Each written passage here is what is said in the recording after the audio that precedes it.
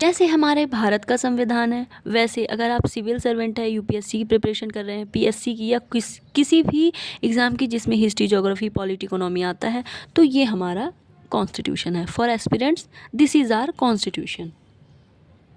एक एक शब्द फॉलो करिए, विदाउट कुछ भी सिलेबस के बाहर नहीं आता है, ट्रस्ट करिए सिलेबस पर।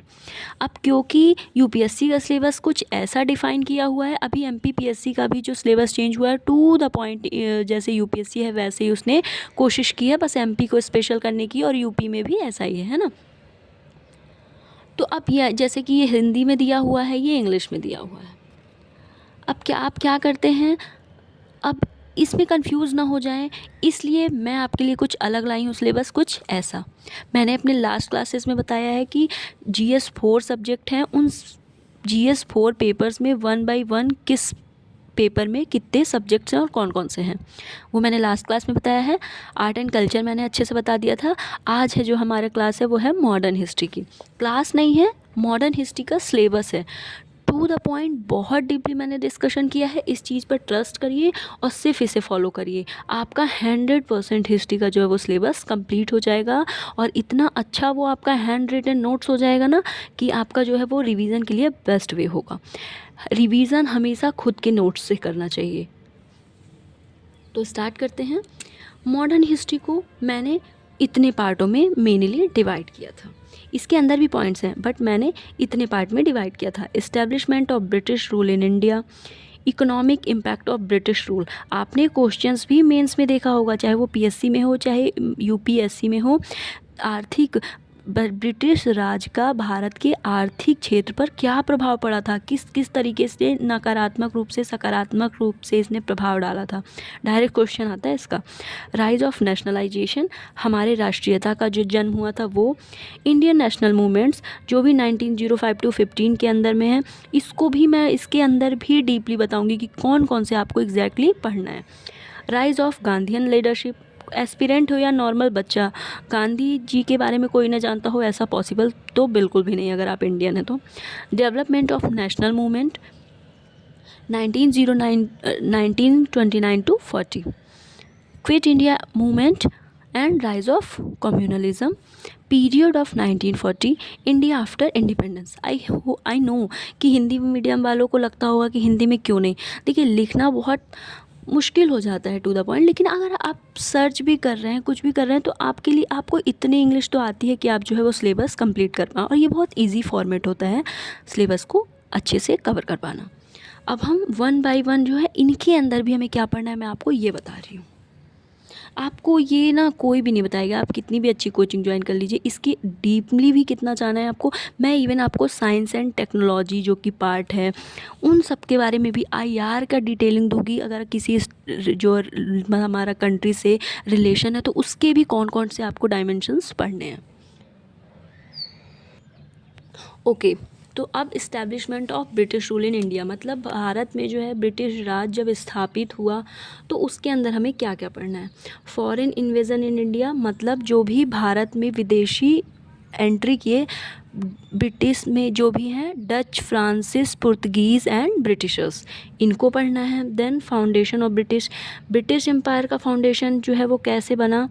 एनेक्सेशन ऑफ बंगाल, बंगाल पर अधिकार, मैसूर पे, पंजाब पे, मराठा पे। देन वेरियस अपराइजिंग्स ऑफ 1857, मतलब 1857 की क्रांति के पहले जो भी क्रांतियाँ हुई उनके बारे में। रिवॉल्ट ऑफ 1857 की क्रांति के बारे में पढ़ना है, और फिर similarities of the various uprisings, इन क्रांतियों की सिमिलैरिटीज़ क्या क्या थी। जनरली हमारा उस टाइम भारत जो है वो कृषि प्रधान देश था, तो ऑब्वियस सी बात है या तो फिर किसानों के बारे में होगा या फिर हमारे व्यापार के बारे में होगा, है ना। तो इस एक टॉपिक के अंदर आप सिर्फ इतनी चीज़ें कंप्लीट कर लीजिए, आपका ये पॉइंट कंप्लीटली है। सिर्फ अब आपको इसके बाद रिवीजन करना होगा। नेक्स्ट पॉइंट हम देखते हैं, economic impact of British rule. देखिए हमने देख लिया। अब सेकंड पॉइंट, कैसे हमारे विदेशी जो है वो भारत में आए। उसके बाद जो सेकंड पॉइंट आता है, हमें देखना है economic impact of British rule. जो ब्रिटिश राज था उसका हमारी आर्थिक व्यवस्था पर क्या प्रभाव पड़ा। बैकग्राउंड, किसी भी चीज़ की पृष्ठभूमि होती है, अचानक से तो कोई चीज़ होती नहीं है। Impact of British rule on urban handicrafts and industries. जो हमारी भारत की अर्बन व्यवस्था थी, शहरी हैंडीक्राफ्ट था और इंडस्ट्रीज़ थी, उस पर ब्रिटिश रूल का क्या इफ़ेक्ट पड़ा। Commercialisation of Indian agriculture, Bharat की कृषि का कैसे व्यापारीकरण किया गया। मैं तो बोलूँ व्यापारीकरण तो नहीं किया गया, लेकिन एक शोषण का तरीका था। इसमें जब आप इसको डीपली पढ़ेंगे तो आपको सब कुछ ये क्लियर हो जाएगा। इंडस्ट्रियल पॉलिसी, फिर बहुत सारी पॉलिसीज़ आ गई थी हमें ड्रेन करने के लिए अंडर द ब्रिटिश रूल के अंडर में। रूरल इंडेप्टनेस, मतलब हमारे पास, हम क्योंकि एक कृषि प्रधान देश थे, हम पूर्ण तरीके से कृषि पर निर्भर थे, लेकिन हमारी जो सरप्लस है ना, कैसे ब्रिटिशर्स ने हमसे वो अधिकार धीरे धीरे हमें सुखा दिया, और हम किस तरीके से जो हमारा रूरल एरिया था, ग्रामीण क्षेत्र था, वो कैसे कर्ज में फंसता चला गया, है ना। कृषि करने के लिए किसी भी तरीके से ज़मींदारों पर डिपेंड होता गया, उनसे कर्ज लेता गया, और कहीं ना कहीं वो एक ट्रैप में फंस गया। जैसे आज चाइना करता है कंट्रीज़ के साथ, हेल्प करता है, देन उनको कर्ज में फंसाकर उन्हीं पे अधिकार करने की कोशिश करता है। कॉमर्शियल पॉलिसी, कौन कौन सी कॉमर्शियल पॉलिसीज़ थी ब्रिटिश रूल टाइम की। And the economic drain of India, कैसे भारत का शोषण किया गया। इकोनॉमिक ड्रेन थ्योरी जो थी हमारी, उसके बारे में फिर जान लेंगे। नेक्स्ट आता है हमारा राइज ऑफ नेशनलिज्म। फिर आता है हमारा जो है राइज ऑफ नेशनलिज्म। अब क्योंकि हमारा जो राष्ट्रीयवाद जो जागा, वो क्यों जागा, ग्रोथ ऑफ नेशनल कॉन्शियसनेस। जब तक हमारे कृषि पर प्रभाव डाला गया, अभी भी आप प्रेजेंट सिचुएशन में देखेंगे, जब तक आप पर्सनली उस इंडिविजुअल पर्सन को या किसी कम्युनिटी को कुछ बोल रहे हैं, तब तक तो वो उतना ज़्यादा रिएक्ट नहीं करते हैं। बट अगर आप उनके कल्चर पर आ गए, तब आपको सिचुएशन समझ आएगी कि आपने किसी को कितना हर्ट किया है। तो यहीं से चीज़ें स्टार्ट हुई। सोशियो रिलीजियस रिफॉर्म्स मूवमेंट, ऐसे बहुत सारी उस टाइम पे सती प्रथा, ये सब, बाल विवाह, है ना, विधवा विवाह, मतलब ये सब चीज़ें नहीं थी। सती प्रथा कर दिया जाता था, बाल विवाह कर दिया जाता था, विधवाओं को कितनी बुरी स्थिति थी। तो इन्हीं सब से बचाने के लिए जो है उस टाइम पे सबसे पहले सोशियो रिलीजियस रिफॉर्म्स मूवमेंट्स भी चलाए गए। उसके बाद आता है foundation of Indian national Congress. इसके अंदर कुछ ऐसे आ जाएगा कि बैकग्राउंड क्या था नेशनल कांग्रेस के इन फाउंडेशन का, और ग्रोथ ऑफ मॉडर्न पॉलिसीज़, कैसे हमारी जो मॉडर्न पॉलिसी, आधुनिक जो नीतियाँ थी, उनका प्रभाव कैसे पड़ा। अब देखते हैं इंडियन नेशनल मूवमेंट। तो जो इंडियन नेशनल मूवमेंट माना जाता है 1905 टू 15 के बीच में।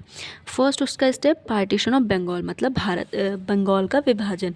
सभी को पता है कि बंगाल का विभाजन उनका मेन टारगेट क्यों था, क्योंकि तोड़ो और राज करो, है ना। कूटनीति थी उनकी जो है कि इन्हें अलग अलग करो, क्योंकि आपको भी पता है एकता, यूनिटी में ही जो पावर होती है, अगर उन्हें कई पार्ट में डिवाइड कर देंगे तो जीतना जो है वो आसान हो जाता है। एंटी पार्टीशन मूवमेंट, जैसे ही बंगाल का विभाजन हुआ, पूरे भारत में इसके अगेंस्ट में आंदोलन चले कि हमें अलग नहीं होना है ना। और आखिरकार जो है 1911 में इस पार्टीशन को कैंसिल कर दिया गया। इमरजेंस ऑफ मिलिटेंट नेशनलिज्म, आंदोलनकारी। सूरत स्प्लिट, द गदर पार्टी के बारे में। होम रूल मूवमेंट जो है एनी बेसेंट ने चलाया था, है ना, दो लोगों ने चलाया इसे, डिवाइड 1916 में। देन खिलाफत मूवमेंट क्यों हुआ, तो इसके अंडर में हम ये पॉइंट्स देख लेंगे। अब हम देखते हैं rise of Gandhian leadership.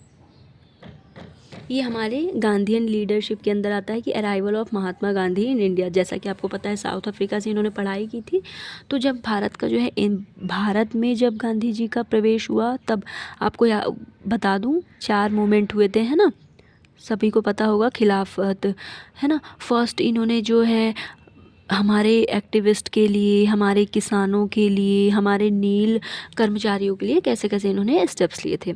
Early political activities, non cooperation, मतलब सहायता ना करने का मूवमेंट, एंड स्वराजी मूवमेंट। देन आता है हमारा development of national movement. Development of national movement के अंडर में 1929 टू 40 के बीच में जितनी भी चीज़ें हुई। साइमन कमीशन गो बैक आपने सुना होगा। Nehru report 1928, the Lahore session 1929, the civil disobedience movement 1930 to 34, Congress ministries, जितने भी कांग्रेस के सेशंस हुए थे, अधिवेशन हुए थे, वर्ल्ड वॉर एंड कांग्रेस उस टाइम पे क्या उसका योगदान है, and Indian national movement 1939 to 47। इन सबको डिटेल में पढ़ना है, ये फॉर मेंस है, इस चीज़ का ध्यान रखना है। ये प्री में भी काम आएगा और मेंस में भी काम आएगा, बहुत डीपली पढ़ना है इनको। लेकिन मैंने आपको इतने अच्छे से सिलेबस जो है वो बता दिया है। Quit India movement and rise of communalism. फिर हम देखेंगे क्विट इंडिया मूवमेंट जो था भारत छोड़ो आंदोलन के लिए, राइज ऑफ कम्युनलिज्म, तो इसके क्या क्या कारण थे, इसके फीचर्स विशेषताएं क्या थी, इसका प्रभाव क्या पड़ा ब्रिटिशर्स पर। Development of Muslim separatist movement, जो मुस्लिम अलग होने की जो मूवमेंट कर रहे थे, आंदोलन कर रहे थे, उसका जो है वो प्रभाव, डेवलपमेंट, उसका विकास कैसे हुआ। Growth of communalism various phases, कई फेजेस में बताई। ब्रिटिश रोल इन प्रमोटिंग मुस्लिम को, मतलब मुस्लिम्स को कैसे प्रमोट किया ब्रिटिश रोल ने। अब देख लेते हैं जो पीरियड ऑफ 1940 है उसके अंडर में क्या क्या पढ़ना है। पीरियड ऑफ 1940 के अंदर आपको क्या क्या पढ़ना है। Indian National Army, Royal Indian Navy mutiny 1946 जो म्यूटिनी हुई थी, अंतरिम government, cabinet mission, role of Mountbatten and India Independence Act 1947, and last but not the list in syllabus, India after independence. India after independence में immediate changes, issues of languages, development from 1947 to 64, Lal Bahadur Shastri as PM of India, politics of plan development, economic development planning, major political development, Indian Gandhi as the PM, है ना। ये सारी चीज़ें complete करनी है। तो almost आपका मॉडर्न हिस्ट्री का सिलेबस फुल्ली डीपली जो है वो सॉल्व हो चुका है। आपने आई होप नोट कर लिया होगा, अगर नहीं किया है तो पॉज कर करके नोट कर लेंगे। Okay bye.